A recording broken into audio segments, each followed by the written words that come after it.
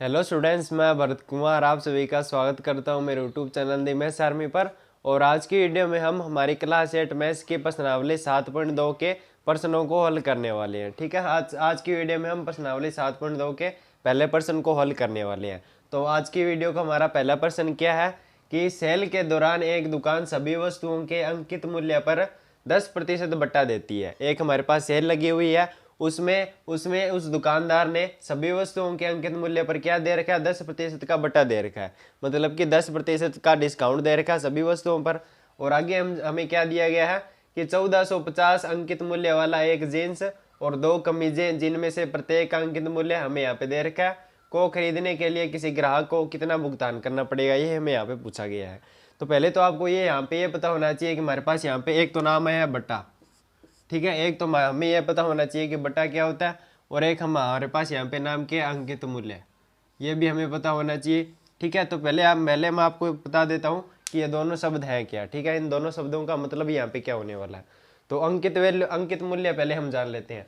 तो अंकित मूल्य कौन सा होता है? वह मूल्य जो कि वस्तु पर अंकित होता है। जैसे कि आपने देखा होगा कि अगर हम कोई वस्तु खरीदते हैं तो उस पर कुछ मूल्य अंकित किया होता है। ठीक है, तो उसे हम क्या कहते हैं? अंकित मूल्य कहेंगे। अंकित मूल्य को इंग्लिश में क्या कहते हैं? मार्क्ड प्राइस कह सकते हैं आप। ठीक है, मार्क्ड प्राइस या फिर प्रिंटेड वैल्यू आप कह सकते हैं। तो वो क्या होता है? अंकित मूल्य होता है। जैसे कि मैं आपको एक उदाहरण द्वारा समझाता हूँ। जैसे कि हमारे पास यहाँ पे क्या है, इंक का एक बॉक्स है। ठीक है, तो इस पर यहाँ पे कुछ मूल्य अंकित किया गया है। ठीक है, यहाँ पे इस पर 35 रुपीज़ हमारे पास यहाँ पे प्रिंट किए हुए हैं। तो ये इसको क्या हो जाएगा? ये इसका हो जाएगा मार्केट प्राइस, मतलब कि अंकित मूल्य है। और अब हमारे पास यहाँ पे सवाल में क्या दे रखा है कि दुकानदार यहाँ पे सभी वस्तुओं पर 10% का क्या दे रहा है? डिस्काउंट दे रहा है। 10% का डिस्काउंट मतलब कि अंकित मूल्य में कुछ ना कुछ छूट दे रहा है। बट्टा का क्या मतलब होता है? बट्टा यानी इंग्लिश में से क्या कहते हैं? डिस्काउंट कहते हैं। तो इसका मतलब क्या होता है कि अंकित मूल्य पर कुछ ना कुछ छूट। जैसे कि मैंने आपको बताया था, ये हमारे पास यहाँ पे इंक है, तो इस पर अंकित मूल्य कितना है? 35 रुपीज़। तो इस पर मैं आपको कुछ डिस्काउंट दूंगा, कुछ बट्टा दूंगा, मतलब कि इसका हम प्राइस कुछ कम कर रहे हैं। तो उसी प्रकार से हमारे पास यहाँ पे है, ये दुकानदार यहाँ पे 10% क्या क्या दे रहा है? डिस्काउंट दे रहा है सभी वस्तुओं पर। डिस्काउंट क्यों दिया जाता है? क्योंकि हमारे पास यहाँ पे या तो कोई सेल लगी हो या फिर हमें कुछ प्राइस मतलब बेचना हो, कम करना हो चीज़ का। ठीक है, तो इस प्रकार से चीज़ों को ज़्यादा बेचने के लिए हम उसका प्राइस कम कर देते हैं। ठीक है, ताकि वो ज़्यादा बिके। तो इस प्रकार से हम यहाँ पे डिस्काउंट देते हैं। तो इसी प्रकार से इसने यहाँ पे 10% का सभी वस्तुओं पर डिस्काउंट दिया है। तो अगर हमें बट्टा ज्ञात करना हो तो हम ज्ञात कैसे करें? तो अगर हमारे पास यहाँ पे जैसे कि पहले तो होता है हमारे पास अंकित मूल्य। ठीक है, अंकित मूल्य जो कि हमारे पास वस्तु पर अंकित होता है, अंकित मूल्य, उसमें हम कुछ ना कुछ छूट देते हैं। ठीक है, उसमें हम कुछ ना कुछ छूट देते हैं, मतलब कि हम उसे थोड़ा कम प्राइस पर ही तो बेचेंगे। किस प्राइस पर बेचेंगे? वो हो जाएगा हमारे पास यहाँ पे विक्रय मूल्य। मतलब कि इस अंकित मूल्य से हमने कुछ प्राइस यहाँ पे कम कर दिया, इस पर हमने कुछ छूट दे दी, इस पर हमने कुछ डिस्काउंट दे दिया। मतलब कि अब हमारे पास यहाँ पे इसका प्राइस कम हो गया। वो प्राइस कितना कम हो गया, वो उसे हम मान लेते हैं विक्रय मूल्य। तो ये हमारे पास हो जाएगा बट्टा का फॉर्मूला। बट्टा हम कैसे ज्ञात करते हैं? अंकित मूल्य में से अगर हम विक्रय मूल्य को घटा दें तो हमारे पास यहाँ पे क्या आ जाएगा? बट्टा आ जाएगा, डिस्काउंट आ जाएगा। ठीक है, अंकित मूल्य में से विक्रय मूल्य को हमें घटा देना है। लेकिन अभी यहाँ पे सवाल में क्या पूछा है कि उस ग्राहक को इन दोनों सामानों को, एक तो जींस और 2 हमारे पास यहाँ पे एक कमीजें खरीद रहा है। ठीक है, इन सभी को खरीदने के लिए किसी ग्राहक को कितना भुगतान करना पड़ेगा? मतलब कि पहले हमें यह पता होना चाहिए कि वो दुकानदार इनका प्राइस लगा क्या रहा है। ठीक है, जींस का प्राइस, वो जींस को किस प्राइस में बेच रहा है। ठीक है, दोनों कमीजों को किस प्राइस में बेच रहा है। ये तो हमारे पास यहाँ पे है अंकित मूल्य। ठीक है, कौन सा? 850 है, 1450 है, ये तो हमारे पास यहाँ पे अंकित मूल्य है। हमें इसको बट्टा भी ज्ञात करना पड़ेगा। ठीक है, तभी तो मतलब कि इस पर वो कुछ डिस्काउंट दे रहा है दुकानदार, वो डिस्काउंट हमें इसमें से घटाना पड़ेगा, तभी हमारे पास यहाँ पे क्या आएगा? विक्रय मूल्य आएगा। कैसे कह रहा हूँ? तो अगर हमें यहाँ से विक्रय मूल्य ज्ञात करना हो तो वो हम कैसे ज्ञात करेंगे? विक्रय मूल्य कब आएगा? विक्रय मूल्य, सेलिंग प्राइस हमारे पास कब आएगा? तो अंकित मूल्य, अंकित मूल्य में से अगर हम क्या घटाएंगे? बट्टा को घटाएंगे, तब हमारे पास क्या आएगा? विक्रय मूल्य आएगा। मतलब कि हमें यहाँ पे विक्रय मूल्य ज्ञात करना पड़ेगा। और फिर पहले तो हम जींस का विक्रय मूल्य ज्ञात कर लेंगे, फिर इन 2 कमीजों का विक्रय मूल्य ज्ञात कर लेंगे, और इनका जोड़ देंगे तो वही तो हमें इस ग्राहक को भुगतान करना पड़ेगा, क्योंकि ये यही तो 2 चीज़ें खरीद रहा है। ठीक है, तो मतलब कि हमें अब इन दोनों वस्तुओं का विक्रय मूल्य ज्ञात करने के जोड़ना पड़ेगा। ठीक है, तो विक्रय मूल्य कैसे ज्ञात करेंगे? तो अंकित मूल्य तो हमें यहाँ पे दे रखा है दोनों वस्तुओं का, अंकित मूल्य तो हमें यहाँ पे कोई दिक्कत नहीं है, वो तो हमें दे रखा है। लेकिन अब हमें यहाँ पे बट्टा ज्ञात करना पड़ेगा। लेकिन बट्टा हमें यहाँ पे परसेंट में दे रखा है, ठीक है, तो इसे हम नॉर्मल में कन्वर्ट करेंगे, ठीक है। तो इसके लिए आपको देखना पड़ेगा। तो इसके लिए अब मैं इस सवाल को हल करने जा रहा हूँ ताकि आपको और अच्छे समझ में आ जाएगा, ठीक है। और अगर आपने वीडियो को अभी तक लाइक नहीं किया है तो वीडियो को लाइक ज़रूर कर दें। हम आपके लिए आगे भी ऐसी सोल्यूशंस वीडियो लाते रहते हैं। तो अब हम इस सवाल को हल करने जा रहे हैं। तो हमें यहाँ पे जो दिया गया है पहले हम वो लिख लेते हैं। तो हमें यहाँ पे दिया गया है कि सभी वस्तुओं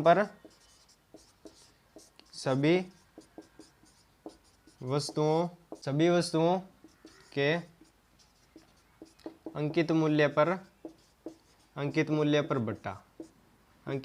बट्टा कितना दे रखा है, वो हमें दे रखा है 10%। जितनी भी आप वस्तुएं लेंगे उन सभी पर क्या है, बट्टा कितना है, हमारे पास 10% है। अब हमें आगे क्या दिया गया है, जीन्स का अंकित मूल्य, तो वो भी हम यहाँ पे लिख लेते हैं। जीन्स का अंकित मूल्य कितना दे रखा है, जीन्स का अंकित मूल्य हमें यहाँ पे दे रखा है 1450 रुपये, ठीक है, 1450 रुपये।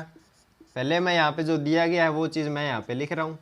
अब हमें क्या दिया गया है, 2 कमीजें जिनमें से प्रत्येक का अंकित मूल्य है। अगर एक कमीज का अंकित मूल्य 850 है तो 2 कमीजों का कितना हो जाएगा, तो 850 मल्टीप्लाई में 2। बिल्कुल ये आसान है क्योंकि हमें यहाँ पे दे रखा है प्रत्येक का अंकित मूल्य, मतलब कि एक कमीज का अंकित मूल्य कितना है, 850 है। तो हम यहाँ पे क्या लिखेंगे, 2 कमीज का अंकित मूल्य कितना हो जाएगा, 2 कमीज का अंकित मूल्य हो जाएगा 850 मल्टीप्लाई में 2, क्योंकि एक का 850 है तो 2 का कितना हो जाएगा, मल्टीप्लाई में 2 हो जाएगा। तो यहाँ पे हमारा आ जाएगा 1700 रुपये, ठीक है। ये हमारे पास आ गया 1700 रुपये, 2 कमीजों का अंकित मूल्य। अब हम क्या ज्ञात कर लेते हैं, जीन्स पर बट्टा ज्ञात कर लेते हैं, ठीक है। जीन्स पर बट्टा हम ज्ञात करेंगे। तो अब हम यहाँ पे ज्ञात करेंगे जीन्स पर बट्टा। तो जीन्स पर बट्टा हम कैसे ज्ञात करेंगे, हमें यहाँ पे तो हमें प्रतिशत में वैल्यू दे रखी है, ठीक है। हमें इसे रुपयों में कन्वर्ट करना पड़ेगा, ठीक है, नॉर्मल में कन्वर्ट करना पड़ेगा। तो वो हम कैसे ज्ञात करेंगे, तो पहले आप ये समझिए कि 10% बट्टा का अर्थ क्या होता है। 10% बट्टा का अर्थ हमारे पास यहाँ पे क्या होता है। तो अगर हमारे पास कोई वस्तु पर 100 रुपये अंकित मूल्य है तो उस पर 10% बट्टा का अर्थ क्या है कि 10 रुपये। अगर हमारे पास कोई वस्तु है, मान लीजिए जैसे कि, ठीक है, कोई वस्तु है, अगर उस पर 100 रुपये अंकित मूल्य है तो उस पर 10% बट्टे का अर्थ क्या हो जाएगा, 10 रुपये। तो एक, जैसे कि हमारे पास कोई वस्तु है जिसका मूल्य क्या है, 100 रुपये है, अगर इस पर 10% बट्टा हम देंगे, ठीक है, तो मतलब कि क्या हो जाएगा, 100 रुपये का 10% मतलब कि 10 रुपये। इस प्रकार से तो यहाँ से हम 1 रुपये की वैल्यू निकाल लेंगे। 1 रुपये की वैल्यू कितनी आ जाएगी, 10/100, क्योंकि 10% बट्टे का अर्थ क्या है कि 100 रुपये अंकित मूल्य पर 10 रुपये का बट्टा, 10 रुपये का बट्टा। 10% बट्टे का अर्थ मैं आपको एक बार दोबारा से बता रहा हूँ।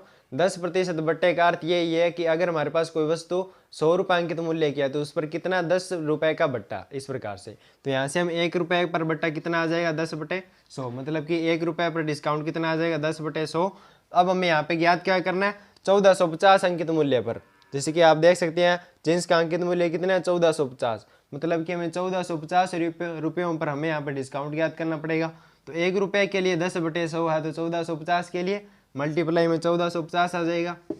बिल्कुल ये आसान सा है, ठीक है। तो इस प्रकार से हम जींस पर बट्टा ज्ञात कर लेंगे। जींस पर बट्टा कैसे ज्ञात करेंगे, तो 10% बट्टे का अर्थ होता है हमारे पास यहाँ पे 100 रुपये अंकित मूल्य पर 10 रुपये बट्टा। तो 1 रुपये पर बट्टा कितना आ जाएगा, 10/100, और मल्टीप्लाई में हमें क्या करना है, जींस का अंकित मूल्य वो कितना है हमारे पास, 1450, तो हम यहाँ पे इसके मल्टीप्लाई में लगा देंगे, ठीक है। अगर हमें बट्टा इस प्रकार से प्रतिशत में दिया गया हो तो हमें इस प्रकार से यहाँ से इसे कन्वर्ट कर लेना है, ठीक है। ये आप फॉर्मूला भी बना सकती हैं। यहाँ पे हमारे पास यहाँ पे बट्टा इंटू अंकित मूल्य बटे में 100, ये आप फॉर्मूला भी यहाँ पे यूज़ कर सकते हैं, ठीक है। इस प्रकार से जींस पर बट्टा ज्ञात करना हो तो क्या ज्ञात करेंगे, बट्टे की वैल्यू परसेंटेज में इंटू हमारे पास आ जाएगा अंकित मूल्य उसका, और बट्टे में हमारे पास आ जाएगा 100। तो यहाँ से हमारे पास जींस पर बट्टा कितना आ रहा है, 0 से 0 कैंसिल, और ये 1 0 से 1 0 कैंसिल, मतलब कि 145 रुपये जींस पर बट्टा आ गया।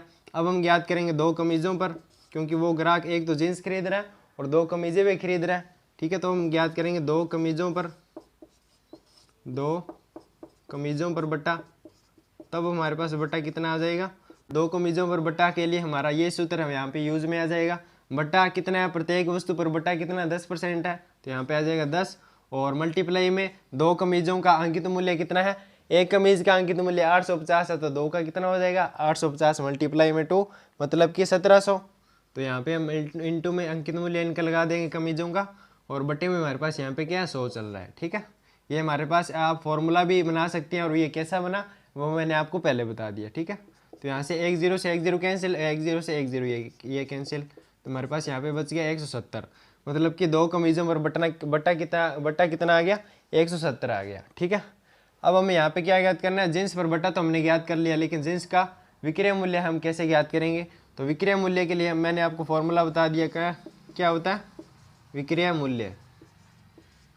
विक्रय मूल्य किसके लिए, जिन्स के लिए, विक्रय मूल्य जिन्स के लिए। तो विक्रय मूल्य का फॉर्मूला मैंने आपको क्या बता दिया, अंकित मूल्य माइनस बट्टा, अंकित मूल्य माइनस बट्टा।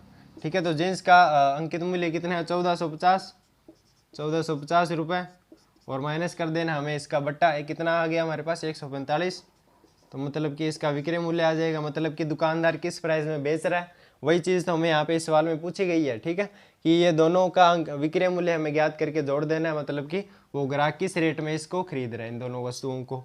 तो इनमें से घटाएंगे तो क्या आ जाएगा, तो यहाँ पे आ जाएगा 5 हमारे पास, यहाँ पे आ जाएगा हमारे पास यहाँ पे 0, और यहाँ पे आ जाएगा 3, और यहाँ पे बच गया 1। ठीक है, 1305 रुपये हमारे पास क्या आ गए, जींस का विक्रय मूल्य आ गया। ठीक है, अब हमारा एक काम और क्या बच गया, 2 कमीजों का भी हमें यहाँ पे विक्रय मूल्य ज्ञात कर लेना है, और उनको जोड़ने पर हमारे पास इसका आंसर आ जाएगा। बिल्कुल ये आंसर है। ठीक है, तो ये मैं आपको यहाँ पे रफ कर रहा हूँ। ठीक है, अब हम क्या कर लेंगे, 2 कमीजों का भी हम यहाँ पे विक्रय मूल्य ज्ञात कर लेंगे। तो हम लिखेंगे 2 कमीजों का विक्रय मूल्य, 2 कमीजों हेतु विक्रय मूल्य, तो वो कितना आ जाएगा विक्रय मूल्य। तो फॉर्मूला तो वही है हमारे पास, अंकित मूल्य माइनस में बट्टा। अब हम यहाँ पे अंकित मूल्य माइनस बट्टा, अब हम यहाँ पे किसका अंकित मूल्य लिखेंगे, 2 कमीजों का अंकित मूल्य। तो 1 का 850, 2 का 1700 माइनस में बट्टा 2 कमीजों पर बट्टा कितना है 170 है। तो यहाँ से हमारे पास आ जाएगा इन दोनों का कमीजों का विक्रय मूल्य। तो 0 में से 0 हमारे पास यहाँ पे ये, और 10 में से 7 गए 3, और हमारे पास यहाँ पे बच गया 5, और ये हमारे पास यहाँ पे 1। ठीक है, तो ये हमारे पास क्या आ गया, 2 कमीजों पर हमारे पास 2 कमीजों है, तो हमारे पास यहाँ पे विक्रय मूल्य आ गया। तो अतः हम क्या लिखेंगे, अतः ग्राहक को भुगतान करना पड़ेगा, अतः ग्राहक को भुगतान करना पड़ेगा। तो कितना करना पड़ेगा, इन दोनों का ऐड कर देंगे हम। ठीक है, तो मतलब कि यहाँ पे हमारा क्या आंसर आ जाएगा, 1530 प्लस में है 1305, क्योंकि ये तो हमारे पास किसका है 2 कमीजों का विक्रय मूल्य। ठीक है, और ये हमारे पास यहाँ पे क्या एक जींस का हमारे पास यहाँ पे विक्रय मूल्य है। इन दोनों को ऐड कर देंगे तो उतना ही तो भुगतान इसको करना पड़ेगा। तो इनका ऐड कितना आ रहा है, तो 0 + 5 5, 0 + 3 3, और हमारे पास है 3 + 5 8, और 1 + 1 2। इतने से 2835 रुपये उस ग्राहक को भुगतान करना पड़ेगा इन दोनों वस्तुओं के लिए। एक तो उसने जीन्स खरीदी है, ठीक है, और एक उसने 2 कमीजें खरीदी है। ठीक है, तो इसके लिए उसे 2835 रुपये भुगतान करने पड़ेंगे। एक बार मैं यहाँ पे रिपीट कर देता हूँ कि हमने यहाँ पे किया क्या है। ठीक है, हमें यहाँ पे सवाल में दे रखा था कि एक ग्राहक है जो सेल में से हमारे पास 2 वस्तुएं खरीद रहा है। एक तो वो खरीद रहा है जीन्स, और एक वो खरीद रहा है 2 कमीजें। जीन्स पर तो अंकित मूल्य प्रिंटेड वैल्यू कितनी है 1450, और 2 कमीजों पर, तो एक कमीज पर 850 और 2 पर है कितनी 1700। ये तो हमें यहाँ पे दे रखा था, और हमें ये दे रखा है कि वो 10% डिस्काउंट दे रहा है सेल वाला। ठीक है, सेल वाला हमारे पास क्या दे रहा है 10% डिस्काउंट दे रहा है प्रत्येक सामान पर हमें दे रखा है सभी वस्तुओं पर। तो मतलब कि इस पर भी 10% डिस्काउंट लगेगा, और इस पर भी हमारे पास 10% डिस्काउंट लगेगा, कमीज़ों पर भी और जीन्स पर भी। तो हमने इनका डिस्काउंट याद कर लिया, पहले तो जीन्स पर बट्टा याद कर लिया, कमीज़ों पर बट्टा याद कर लिया। ठीक है, तो वो हमारे पास यहाँ पे आ गया, और फिर इस फॉर्मूले में हमने यहाँ पे इसके वैल्यू रख दी। कौन से वाले में, विक्रय मूल्य ज्ञात करने वाले में, क्योंकि हमें यहाँ पे विक्रय मूल्य पूछा गया है। एक्चुअली में हमें यहाँ पे यह पूछा गया है कि उस ग्राहक को खरीदने के लिए कितना का भुगतान करना पड़ेगा, मतलब कि वो दुकानदार किस रेट में बेच रहा है, उस दुकानदार का सेलिंग प्राइस क्या है, तो वो हमें यहाँ पे ज्ञात करना पड़ेगा। तो उसके लिए हमारे पास अंकित मूल्य दे रखा था और बट्टा हमने ज्ञात कर लिया। तो इस प्रकार से हमारे पास इन दोनों को ऐड करने पर हमारे पास 2835 रुपये आ गया। मतलब कि उस ग्राहक को 2835 रुपये भुगतान करना पड़ेगा। ठीक है, वही चीज़ तो हमें यहाँ पे पूछी गई थी। तो दोस्तों आई होप कि आपको ये प्रश्न अच्छे समझ में आ गया होगा। अगर आपका कोई डाउट रह गया तो आप हमें कमेंट पे जरूर बताएं। और वीडियो अच्छी लगी हो तो वीडियो को लाइक और चैनल पर नए हैं चैनल को भी सब्सक्राइब कर लीजिए और इस वीडियो को ज़्यादा से ज़्यादा अपने दोस्तों के साथ शेयर कीजिए। तो दोस्तों आज की वीडियो में बस इतना ही, मिलते हैं नेक्स्ट वीडियो में, तब तक के लिए bye bye. Subscribe my channel and press the bell icon for more updates.